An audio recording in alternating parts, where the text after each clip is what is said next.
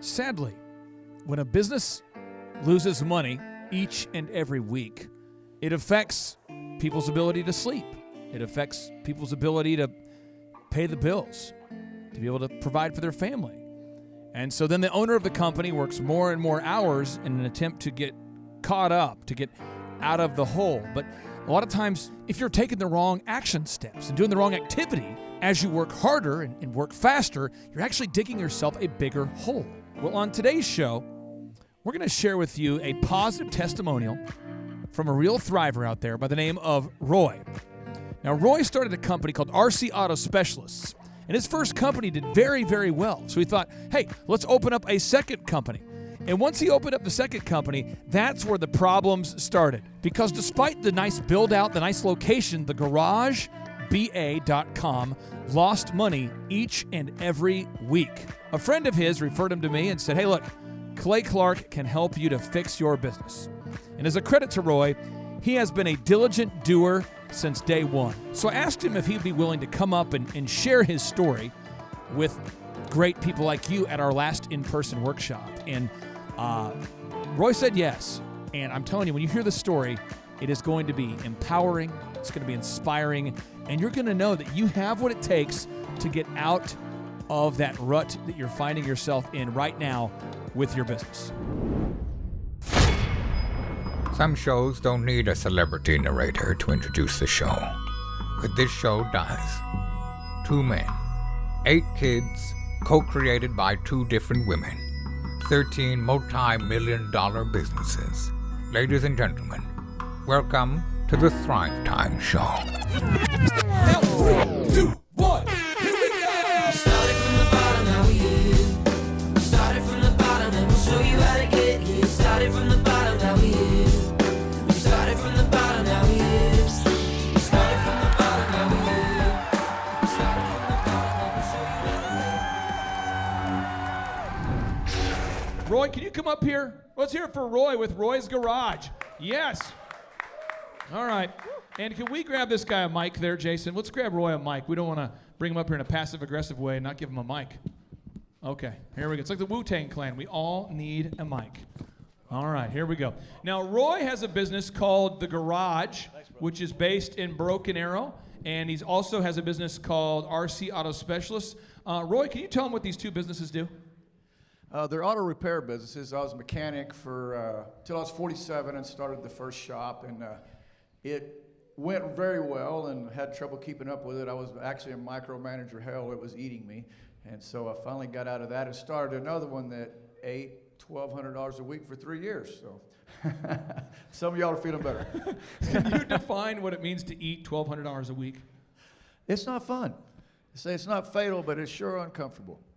So I reached out to Clay through a friend of a friend, and I was at the point where I'd done everything I know to do and couldn't go much further. It had eaten, had all my savings and a $150,000 line of credit, so I was there. Thank God I didn't quit. He was at such a low point that he listened to me. It was bad. It was bad. Now, so Roy started diligently implementing the systems that we teach here. At the Garage, I think we did a lot of interior decorating. We did. Right. We kind of changed the brand. We kept the same name, kept the same logo, but we changed a lot of the interior print pieces. We started serving cookies to customers. Right. We became obsessive about getting reviews. We came up with a no-brainer. We never have stopped optimizing the website. And what happened in the last 2 weeks? Because you were in California. Roy was gone for how many weeks were you gone there? A little over 2 weeks. What were you doing those 2 weeks? Being a chauffeur and banker for my family. Okay. And then what happened with the sales while you were gone? Well, last week we hit 79,000 and some change in 1 week between the 2 shops. So that's a world record, and I wasn't here. And so that was an amazing thing. But when he came back, we had him hit the gong and high-five the team here.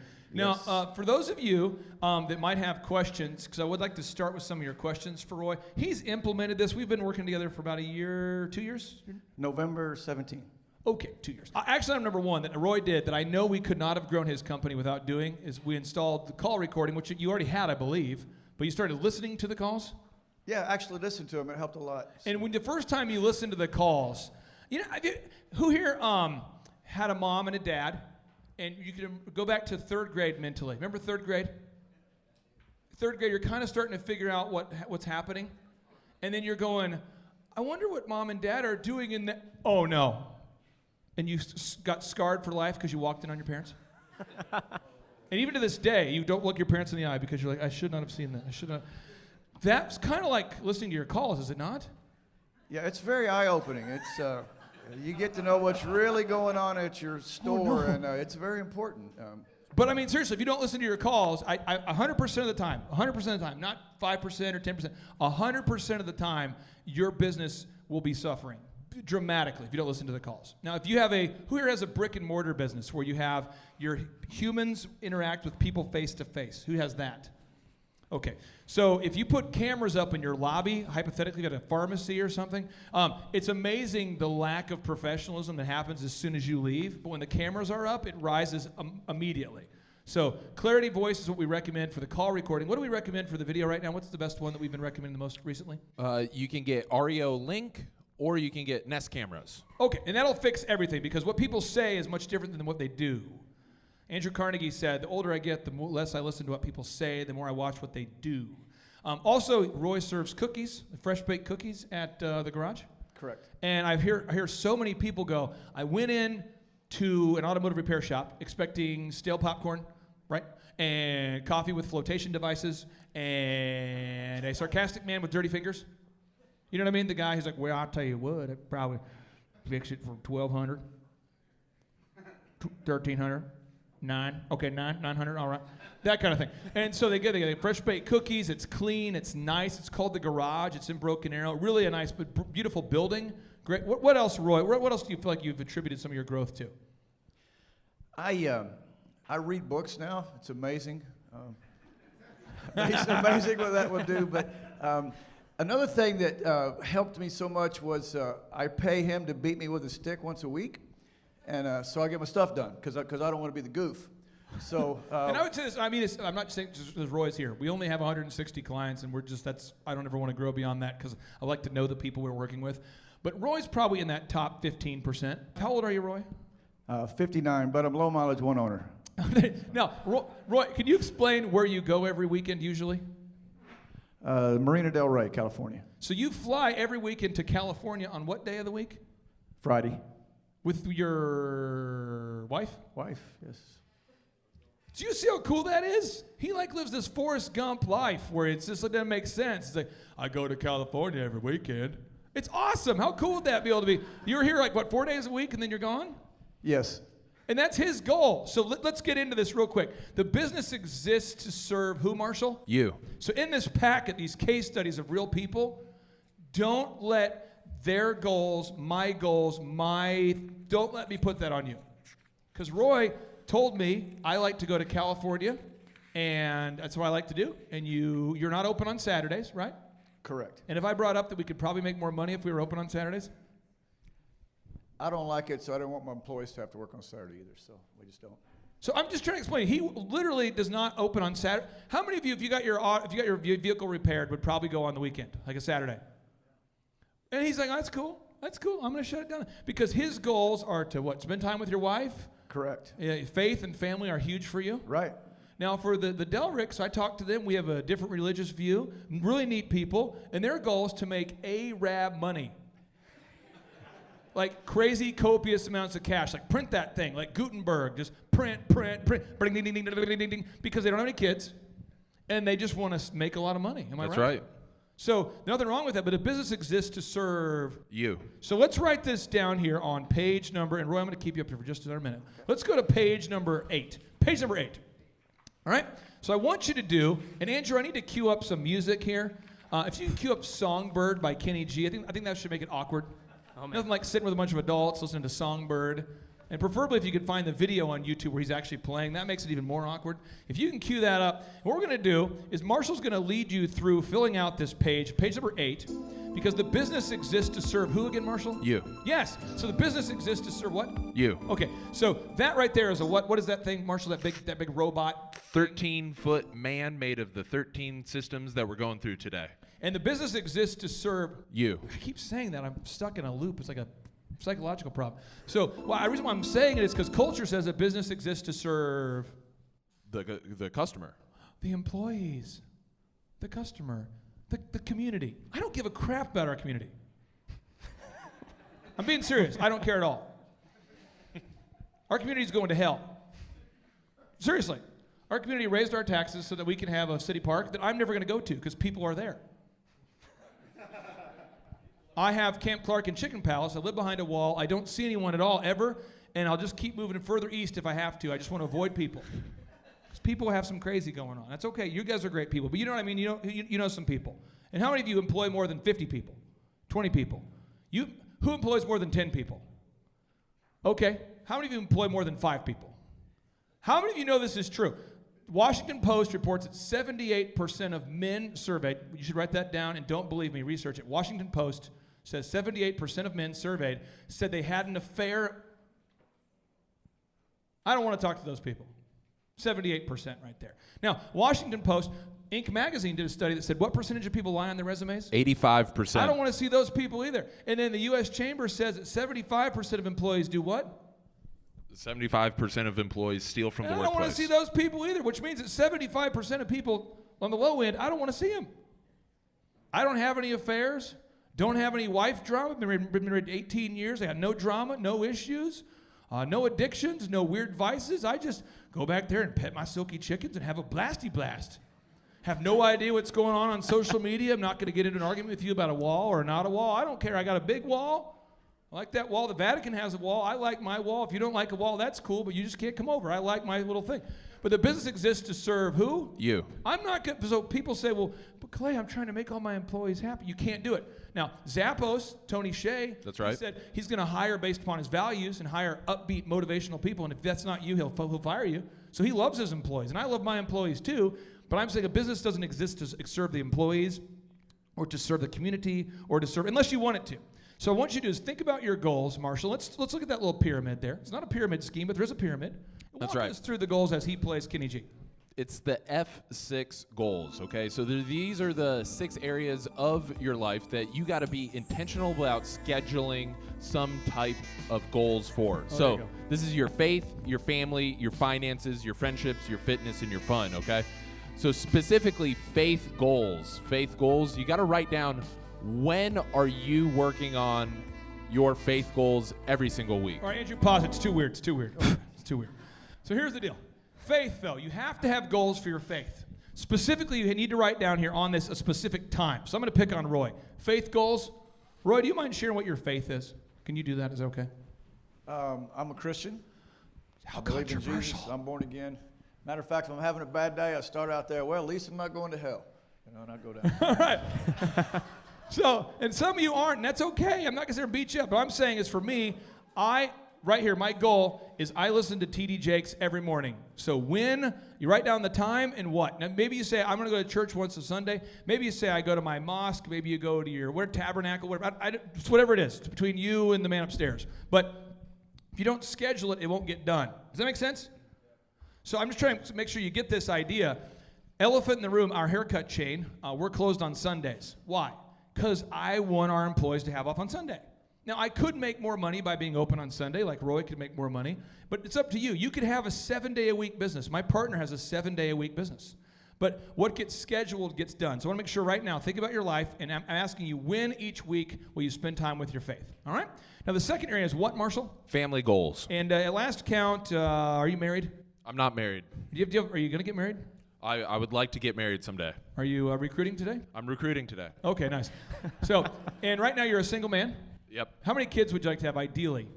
I would like to have 2 or 3 kids. Okay, so you have a specific goal in your mind. Yes. Okay, let's talk about family. How many people here have more than 2 kids? 3? 4? Now we're getting into the Mormon territory. 5? 5? Anybody more than 5? Okay, how many kids do you guys have? 8, see? Now, look, that's the Ocho. Let's hear it from that's the Ocho. Yeah. Now, it's rude to do that, but some of you hear 8 and you go, boo! Because some of you don't you have like 1 kid and you're like, that's too many. I like 5 kids. Now, I couldn't do 6 or 7. Maybe I could, but you guys, I think that's amazing. For me, I've always wanted to have 5 kids. I don't know why, but I had a specific goal, all right? But I know my goals for my family. So I set specific times that I'm done working. Like, as an example, for me, I do not turn my phone on at all from Friday at 3. It's off all the way until Monday. That's a family thing I do. No phone all weekend. Why? Because I don't want to be harassed. How many of you, again, manage employees? People will text you stuff like, I'm drunk. Is there any way someone can fill in for me? I don't want to know about that till Monday. You know what I mean? It's my little just peace thing I do, okay? But my family goals. So you got to write down family time. When are you going to spend time with family? Marshall, when do you spend time with your family? I go over to my parents' house from 4 p.m. to 10 p.m. every Sunday. Okay, and I'm asking you rhetorically, when do you have family time? I didn't schedule family time until I was 28 years old. I'm 38 now. How many of you have ever really built your business and had a lot of money and then found out that your family now hates you? That's not good. Don't do that. So it's possible to not, with your family, how important is your wife and your kids and your wife and your daughter, and just talk to me about the importance of where that is at this point in your life right now, family. Yeah, I mean, it's the reason I do everything. And so to make money and blow that off and then end up at the end of your life, that the only thing that made any difference that was real, you blew off for some money. And so those goals are a really big deal that you work on all 5 every day, set a time in the morning, and just do some disciplines. And it's these little decisions that make a little bit of difference. If you do them every day, make that difference thousands of times. And it just moves your life. So it's very important. And most people that you see are doing really good. They all do about the same thing. They all have similar habits.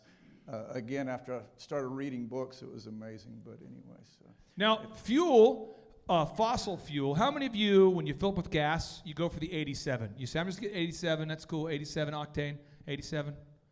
How many of you are like, I'm going 91 because I'm premium. I'm extra. I deserve it. Okay. But when you fill up your car, does anybody here get emotional about it? Oh, the gas price? There are some people, though. I don't know these people, but I've heard there are some people who are passionate about fossil fuels. They go, it's so good, I love it. This is all I wanted out of my life was this fossil fuel. Pump 2's on. I know. Pump again. I don't know people like that. That's how I feel about a business personally. To me, a business is just fuel to do what I want. You feel me? Roy, numbers, looking at the numbers. How often do you look at the numbers now? I look at them at least every 2 days, and then every Friday, I go over my numbers, and I look at, I track all of them. I didn't do that before. I was a mechanic running a business, and that's what it looked like. So. And we track every week the ad stats together. Right. And you're getting, I think last week from Google, probably 12 to 15 people came in for the first time. Right. And then it's like, you can if you track though, I think you got 8 referrals or something like that. Like most weeks you get 7 or 8 referrals. You know if your business is doing well, like for your supplement company, you guys will know because if for every person who finds you from your ads, if 3 people buy it from a referral, you know you've got that virality going. But we track that, and it's so important you look at your numbers every single week. The business is designed to serve you. That's why we have our 13-foot man serving champagne. It's because the business is designed to serve you. It's why we have a ice sculpture over there that is melting throughout the day. Clay, can you explain the concept of the melting ice sculpture? Yeah. Well, you have this F6 sculpture. F6 sculpture. It stands for Faith, Family, Finance, Fitness, Friendship, Fun. And the reason why I order one for every workshop is that eventually it'll melt, thus symbolizing your death. So it's going to melt, and then it's done, and you're going to die. YOLO, to quote Drake, right? YOLO. You only live once. The point is, we need to be intentional, because if not, you're going to wake up and go, crap, I'm 50. Crap, I'm 60. And we can get in this hypnotic rhythm of just going to work, go to church, go home, go to work, go to church, go home. Go to work, go to church, go home. I'm 50. Go to work, go to church. I'm 60. Go to work, right? But you can decide right now to change the trajectory of your life forever. Let's hear it for Roy. Let's hear it for Roy, folks. Yes. And Roy will be available for a little Q&A action there. I'm going to take that mic from you. Sure. Roy will be available if you want to ask him any questions a little bit later. And Roy, I'm not trying to trip you there. If you're out there today and you feel stuck in any way, in any capacity, I would encourage you to book your tickets for our next in-person Thrive Time show workshop. You can get your tickets today by going to thrivetimeshow.com. Click on the conferences button. Bam, you can learn more. We are the world's highest and most reviewed business workshop, and we have every intention of helping you. There's no big upsell, no big looming certification program. It's all there for you at thrivetimeshow.com. If you want one-on-one business coaching, we're perpetually booked out, but should we have a spot available, you can reach out to us again at thrivetimeshow.com. Should you want to experience the world's most effective online business training experience, the world's best online video-based training program, you can check it out today by going to thrivetimeshow.com. For as little as $19 a month. I mean, you gain access to the Thrive Time Show videos. There are just thousands of videos there available for you. Also, you can ask any questions you have by emailing us to info@thrivetimeshow.com. Don't get stuck. Don't be a bystander. Success is for you. I know that you can do it. And now, without any further ado, 3, 2, 1, boom! You may not feel like you're living to your highest potential because you're stuck in a rut, with your head down just trying to survive. When people are trying to get out of a rut, the first impulse is to often dream of a new destination, a new job, a new location, and maybe even a new career. Most people think unlocking one's highest potential requires a new vision or a new destination, and many books actually encourage that type of thinking. However, Carly Fiorina believes that this is where most of us get off track. It's not a destination, it's a path, and being the type of person who will take that path. You may know Carly Fiorina as the first female CEO of a Fortune 50 company, but you may not know that she started out as a secretary and rose to success one step at a time by solving the problems in front of her and empowering those around her. Her new book, Find Your Way, will help you choose your own path to unleash your highest potential. Start your journey today. Please visit findyourwaythrivetime.com. That's findyourwaythrivetime.com. Or purchase a copy of Find Your Way wherever books are sold.